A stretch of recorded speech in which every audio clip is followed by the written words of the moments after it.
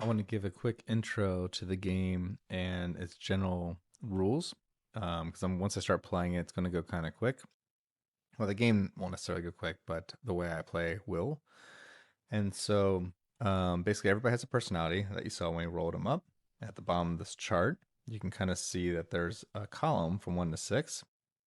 This is what they'll do. So there'll be a six-sided die that gets rolled, and depending what that roll is the action that they will take.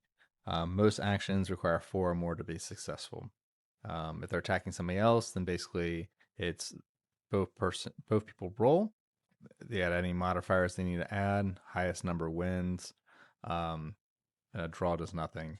The loser gets injured, and there's an injury table. And a four or more on the injury table, they just die. 1 to 3, they have to roll to see actually what the injury was, and it could be good or worse or whatever. Um, what else we need to cover? When people are moving, there's a random direction that they will go or they'll attempt to move to. There's a couple special attributes. We didn't roll one of them, which is in love. That one has a special way of playing that they don't do the normal 1 to D6 movement for their actions. They basically seek out their lover, they protect their lover, heal them if they need to be healed, and then we'll defend them at all costs. And they get a bonus once they meet up, and they immediately become a team. This lover doesn't have to be like a romantic lover. It could be, siblings. It could be, somebody in a family. It could be really be anything. But the point is that bond. And if something were to happen like tragically to one of them, the other one pretty much goes into a rampage. So that's a special one. Another one, which we don't have currently in this roster, is somebody that is simple. They basically use the mimic action. So when they are around other people, they do what that person does. They're trivial to convince to join your group or to trade items with. And so anybody rolls against them with that will be successful. Um, and then there's the other one that needs to be discussed is the overseer role. Now we do have two people that are thinking, Chiyu and Kimiko. Both of these ladies are the thinking type, which means that they don't even roll. For them, it's the overseer, which is your role. You are overseeing this game play out, and when an overseer is rolled, that means that you get to pick what they do. So leadership, which I think we have a leader as well. Um, Let me check. Yeah, we do. We have a leader as well, Ruby. So on a 4, Ruby gets an overseer role, which means you get to decide what Ruby does that turn. And so that kind of gives them an extra bonus.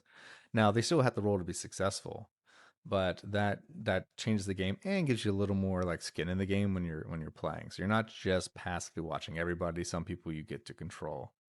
Um, Outside of that, the other rules are when somebody goes to a new area. It's not even new. When they finally move to a new segment, they there's an event that gets rolled, and then the event is either like a structure that gets found, which is cosmetic. You don't need to roll for it. It's just kind of a nice to know. There's an option where it might be an attacker is in the area. If the attacker's in the area, they'll get to attack them automatically, or there could be a hazard. So a rule of a 6 would be an environmental hazard, very similar to Hunger Games, where some trap is in this area that tries to kill the people or do something bad to the people in that area. Okay, and we also have a round. So the rounds, there's basically 30 rounds, and for every time you go through a deck and everybody's been used, that finishes a round, and then you cross it out. When you get to an exclamation point above a round, that means the outer rim is declared to be a soon to be a terminal area to be in. And when it gets to like the very first instance, round 7, where there's a skull underneath it, at the end of round 7, anybody who's in those spaces, their little necklace blows up and they die. Blows their head off. The very next morning, a new round or a new area is declared soon to be unsafe, which will be the next inner rim. And it moves down to the very center.